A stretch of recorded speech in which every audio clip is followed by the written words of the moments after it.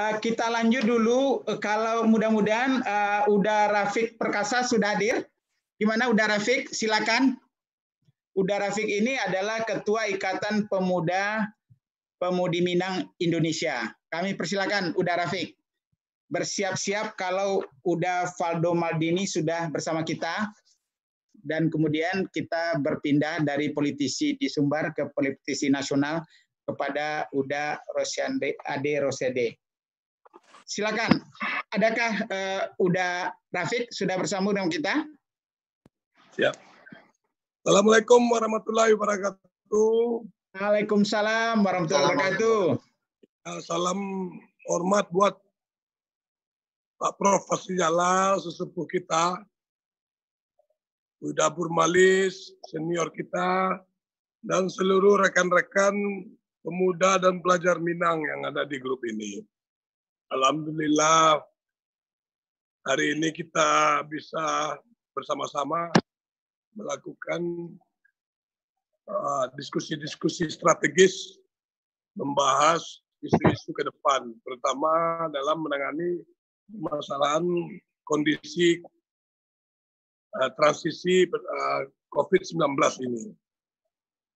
Perkenalkan, nama saya Muhammad Rafiq Perkasa Alamsyah. Mungkin sebagian sudah ada yang kenal. Suku saya Melayu Semabu, Kampung Sulit Air.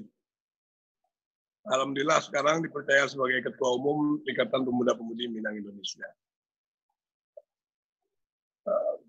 Bicara substansi topik diskusi kita hari ini, kalau pemuda Minang dari dulu selalu melakukan kajian-kajian, terutama kalau kita bicara dalam konteks ketokohan-ketokohan Minang yang luar biasa di zaman dahulu.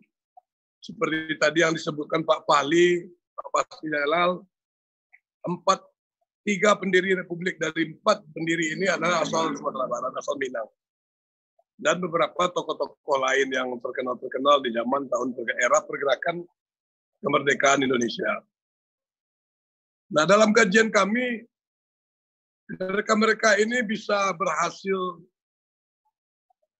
dan mempunyai pemikiran-pemikiran gagasan serta karakter moral yang sangat bagus. Itu karena mereka semua rata-rata dibekali fondasi keilmuan adat budaya Minang. Mereka ini rata-rata semua alumni surau. Kalau di zaman dahulu kan anak-anak muda Minang itu umur 9 tahun itu sudah, terutama laki-laki, mereka sudah tidak tinggal di rumah gadang, tapi tinggal di surau. Di tempat lahir dan batinnya. Di tempat pengetahuan adat budaya Minang, di tempat soal perihal agama, pengetahuan, dan di tempat adab dan akhlaknya. Ditambah lagi di tempat juga mental bertarungnya lewat pembelajaran Silek Minang.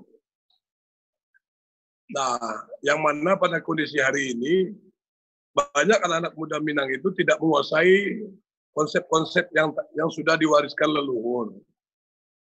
Nah, salah satu usulan kami ke depan itu adalah bagaimana kita bisa mensinergikan, membuat suatu pola konsep baru, karakter building anak muda Minang dengan basis heritage dan modernisasi. Modernisasi tentu menyesuaikan kebutuhan zaman sekarang. Orang Minang itu kan terkenal dengan cepat beradaptasi dengan kemajuan zaman. Tapi semangat fondasi adat budaya Minangnya nggak pernah luntur. Karena itulah kunci utama lahirnya tokoh-tokoh Minang di zaman dahulu. Bahkan jauh sebelum itu, sebelum para founding father NKRI, banyak juga tokoh-tokoh Minang yang luar biasa keluar dari ranah kampung. Contohnya seperti pendiri kota Manila, Raja Sulaiman, Sulu Raja Bagindo, pendiri Kesultanan Brunei Awang Avatar. Banyak itu saya temukan. Rata-rata mereka memang alumni surau. Nah, solusi awal tentu kita berharap kita bisa kembali membangun tempat fondasi karakter building anak-anak muda Minang itu, yaitu surau, kembali ke surau. Revitalisasi surau. Baik di ranah. Kalau di rantau, kita bisa manfaatkan kantor-kantor organisasi Minang, seperti Gabung Minang, seperti IKM, dan juga kalau kita Pemuda Minang, Ikatan Pemuda-Pemudi Minang Indonesia. Kalau saya melihat di fondasi itu dulu yang kita bangun, setelah itu baru kita berbicara ke depan. Nah, di dalam gerakan Ikatan Pemuda-Pemudi Minang Indonesia, ini kebanyakan anggota kita itu berbagai macam latar belakang aktivis pergerakan. Mulai dari macam-macam lah, HMI, IMM, GMNI, semua. Dan IPPMI sendiri sudah masuk sebagai salah satu stakeholder Komite Nasional Pemuda Indonesia. Kenapa kami agak konsen ke arah sana? Karena muara dari semua bidang, muara dari semua profesi, artinya anak-anak muda Minang ini harus banyak masuk ke dalam ranah kekuasaan lewat berbagai macam jalur. Nah, sekarang sudah mempunyai beberapa anak-anak muda Minang yang sudah menjadi tokoh nasional, seperti di grup ini hadir Juliandre Darwis, Andre Rosiade, ya kan? Ini harus kita apresiasi. Kalau bisa ke depan itu lebih diperbanyak.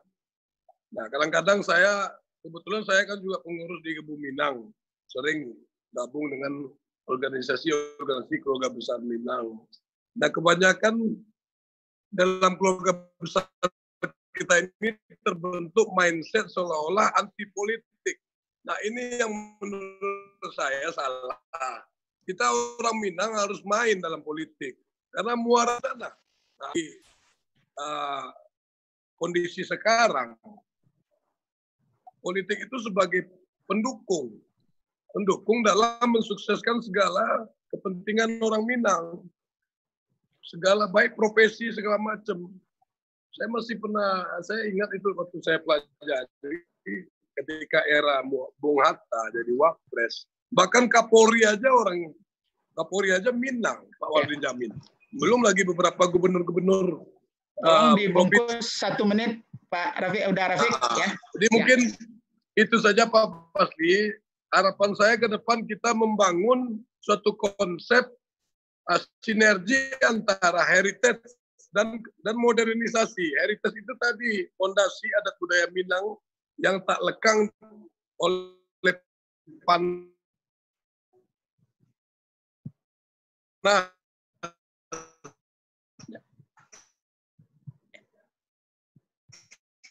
Iya, kita kehilangan Uda Rafiq, tapi udah di ujung.